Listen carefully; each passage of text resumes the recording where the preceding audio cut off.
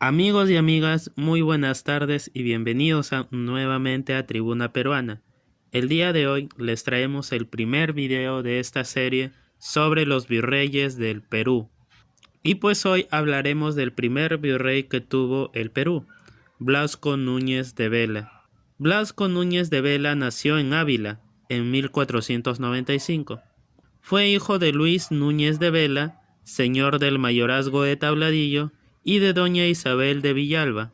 Antes de ser nombrado virrey del Perú, ejerció los cargos de corregidor de Málaga y Cuenca, capitán de lanzas de Orán, veedor general de las galeras y de la gente de guerra de Castilla e inspector general de la frontera de Navarra. Fue capitán general de la Armada y en esa condición realiza numerosas pero cortas travesías entre España y América, por lo que al momento de nombrársele virrey del Perú ya estaba un poco familiarizado con el Nuevo Mundo. Se casó con doña Brianda de Acuña, con la cual tuvo 7 hijos: Cristóbal, Diego, Antonio y Juan Vela y Acuña. Fueron 4 de ellos. Un mejor trato y calidad de vida hacia los indios sometidos en el Nuevo Mundo fue lo que inspira al emperador Carlos V a redactar las muy conocidas ordenanzas o leyes nuevas, las cuales se dictaron el 20 de noviembre de 1542 en Madrid. En estas leyes se prohibía la esclavitud y trabajos pesados a los indios. Se suprimía también a corto plazo el régimen de las encomiendas. Se imponía la orden de despojar de sus repartimientos de indios a los oficiales públicos y a las congregaciones religiosas. Además, ordenaban quitar sus encomiendas a los que intervinieron en el bando pizarrista durante la guerra civil entre los conquistadores. Para que esas leyes se implanten y para que se acabe la insubordinación de los conquistadores, y a la vez eliminar el feudalismo que se quiso implementar en América, el rey creyó conveniente enviar al Perú a un virrey, provisto de extensas facultades y siendo un verdadero representante de la monarquía y de la persona misma del rey. No fue fácil para el rey encontrar a alguien para ese cargo, pues esta persona debía promulgar y hacer cumplir unas leyes que tenían mucha impopularidad entre los conquistadores del Perú. Sin embargo, el emperador se fija en Blasco Núñez de Vela, quien en un principio quiso rechazar, pero después acepta la voluntad real. Se le calificaba de honrado, valiente, enérgico, leal, terco, arrebatado y muy desconfiado. En abril de 1543 se le da el título de virrey, gobernador y capitán general de los reinos de Perú, Tierra Firme y Chile, además de presidente de la Real Audiencia, que debía establecerse en la Ciudad de los Reyes, fijándose su salario anual en 18.000 ducados de oro. Se embarcó el 3 de noviembre de 1543. Llegado a Panamá, se encontró con unos peruleros que iban a quejarse de Vaca de Castro. Una vez en Panamá, se encargó de aplicar las nuevas leyes, liberando a 300.000 indios y siendo puestos a su tierra. Tras una breve estancia allí, se embarcó a Tumbes, a donde llegó el 4 de marzo de 1544. Pasó por Piura y Trujillo haciendo cumplir las nuevas leyes, llegando a Lima el 15 de mayo de 1544. Se dice que no era bien visto por la población, pero al llegar fue recibido por Vaca de Castro con todos los honores.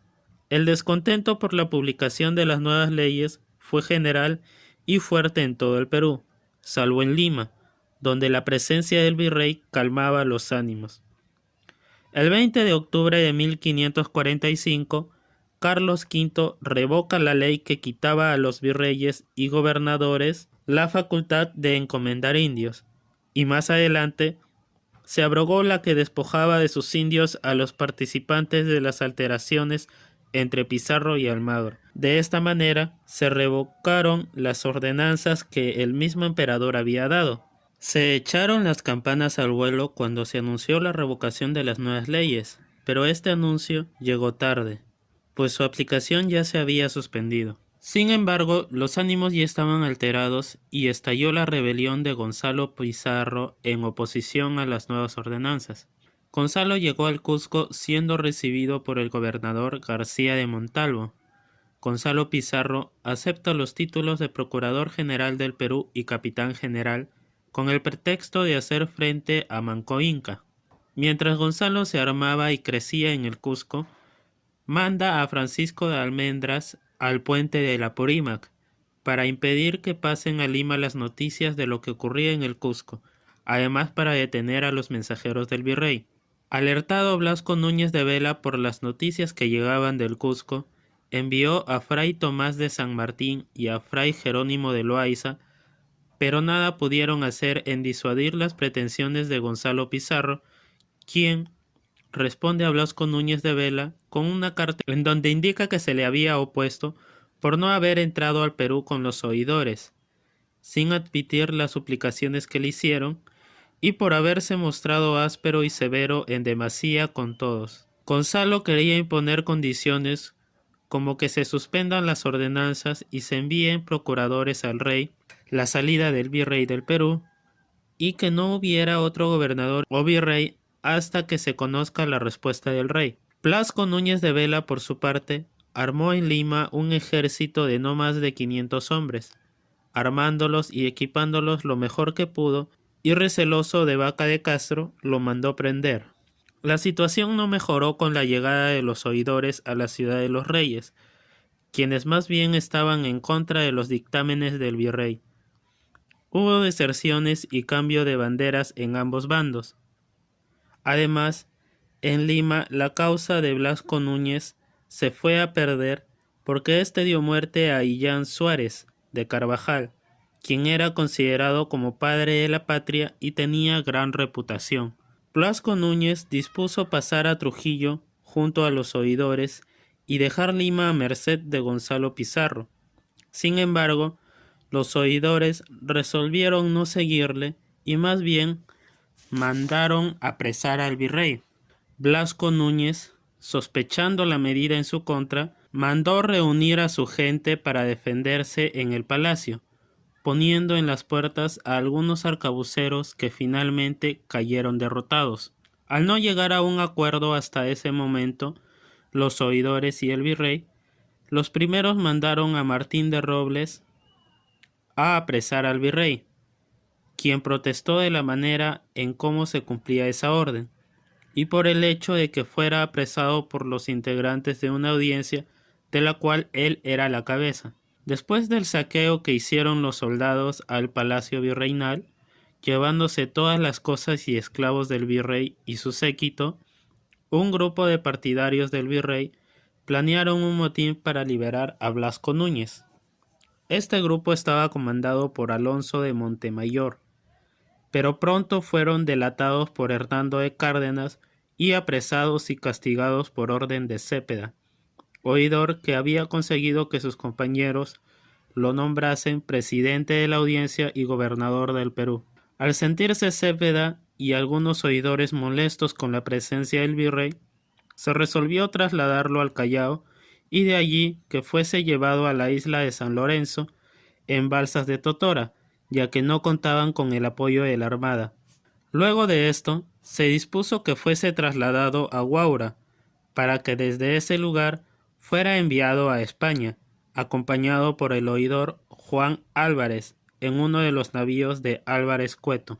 Los oidores, al ver muy complicado luchar contra Gonzalo Pizarro, le conminaron a través de mensajeros a que disolviese su ejército y a que se presentase en Lima con 12 hombres, en son de paz. Para esto, enviaron a Lorenzo de Aldana y a Agustín de Zárate, pero fue el segundo al que en privado Gonzalo Pizarro rogó para que influyese a los oidores a que le entreguen la gobernación del Perú. La audiencia contestó a Pizarro con la recomendación que mandara a procuradores para que expusiesen sus pretensiones, cosa que aceptó. El 28 de octubre de 1544, mismo día de la entrada de Gonzalo en Lima, los oidores se reunieron en la casa del oidor Ortiz de Zárate, junto a algunos obispos y oficiales del rey, y ante la situación y algunos por temor, firmaron la provisión dándole la gobernación del Perú a Gonzalo,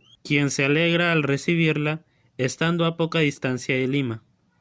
Su entrada y nombramiento fue de mucho regocijo para sus partidarios. Gonzalo actuó en un primer momento al lado de la audiencia, aunque luego se fue alejando hasta el punto de querer deshacerse de ella, algo que no hizo.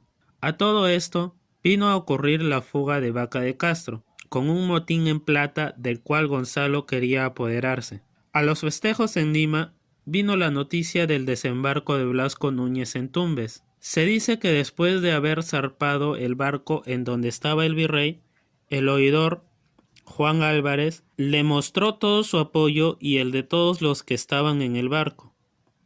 Al ver ese apoyo, Núñez de Vela fue tomando algunos barcos que encontraban en el camino.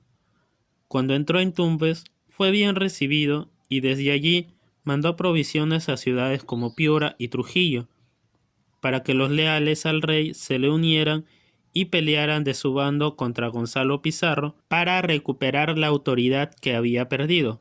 Luego de ello se dirigió a Quito.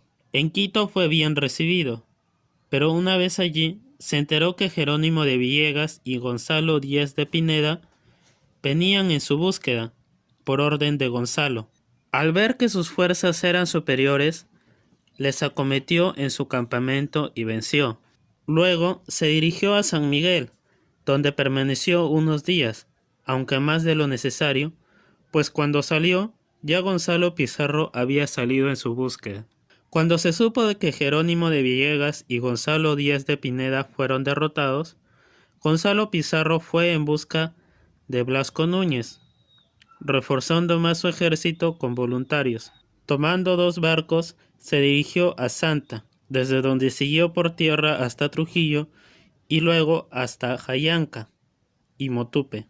En este último lugar dividió sus fuerzas. Juan de Acosta con un destacamento se fue por la costa, mientras que Gonzalo y otro destacamento tomó el camino de la sierra. Blasco Núñez pensaba presentar batalla en San Miguel, pero ya tarde se desistió y cuando Gonzalo lo supo, hizo perseguirlo, tomando algunos prisioneros de los que se habían quedado rezagados, pero por el cansancio decidió abandonar la persecución. Las fuerzas de Gonzalo eran mejores que las del virrey, que solo se batía en retirada. Este llegó a Quito para reforzar su ejército y envió a Rodrigo Núñez de Bonilla a buscar la ayuda de Belalcázar, y el virrey, para ganar tiempo, también salió hacia Popayán. Gonzalo llegó a Quito donde fue bien recibido y se quedó unos días por el cansancio de sus tropas. Blasco Núñez llegó a Popayán donde no fue muy bien recibido, pero donde se quedó a fin de reunir hierro para hacer armas que tanto necesitaba. Gonzalo Pizarro, por su parte, a través de Pedro Hinojosa, se apoderó del Istmo de Panamá, asegurándose toda la costa. Debido a la prolongada ausencia de Gonzalo Pizarro en Lima, donde había dejado a Lorenzo de Aldana, se produjeron motines en esta ciudad y en otras, pero el más importante fue el de La Plata, al mando de Diego Centeno, que mandó justiciar a Francisco de Almagro, que era teniente por Pizarro. Centeno se hizo de un ejército y empezó a invadir la jurisdicción del Cusco, por lo que el capitán Alonso de Toro salió con 300 hombres en contra de Centeno, aunque regresó al Cusco con menos soldados y sin haber logrado su propósito. Desde Popayán, el virrey emprendió su campaña contra Gonzalo Pizarro. Salió de aquella ciudad por algunas noticias falsas que el mismo Gonzalo había hecho proferir para acercar más al virrey, mientras él permanecía cerca a Quito en una posición favorable. El ejército del virrey hizo levantar un campamento fantasma, mientras sus tropas avanzaban por unas quebradas del norte y aunque tardaron muchísimo más de lo esperado, llegaron a Quito, pero encontraron a la ciudad abandonada, pues las tropas de Gonzalo se habían dado cuenta de la maniobra. Finalmente, el encuentro final se tuvo que dar, y así sucedió en el norte de Quito, en la llanura de Iñaquito. Blasco Núñez fue al frente del ejército, como él mismo lo prometió. Claramente sus tropas estaban en desventaja, pues los tiros de sus arcabuceros no fueron tan efectivos como los del enemigo. Sin embargo, su infantería atacó con ímpetu a los contrarios, haciéndolos retroceder. El combate en los primeros momentos estuvo indeciso, pero una vez que la caballería de Gonzalo, que era más numerosa, acometió a la infantería del virrey, la victoria ya era para el bando pizarrista. Blasco Núñez de Vela luchaba valientemente montado en un buen caballo y sin que fuese conocido por la vestimenta que llevaba, pero fue alcanzado por la lanza de Hernando de Torres, vecino de Arequipa, mientras que otros 3 lo derribaron, haciéndolo caer mal herido, y aunque tuvo la valentía de seguir luchando empuñando su espada, se quedó en el suelo desangrándose. Se dice que antes de morir, vio pasar al capellán de Pizarro, y pudo confesarse. Así vino a morir en la batalla de Iñaquito un 18 de enero de 1546. Su cabeza fue llevada a Quito y plantada en una picota en aquella ciudad, pero con desagrado de las autoridades. Este fue el fin del representante del rey de España, de un hombre con una lealtad inquebrantable y un carácter recio, pero muchas veces imprudente, necio y terco. Una vez más te agradecemos por ver este video y te pedimos que si este video fue de utilidad para ti, puedes regalarnos un like y suscribirte a nuestro canal. De esta manera estarás apoyando este espacio de difusión de cultura peruana.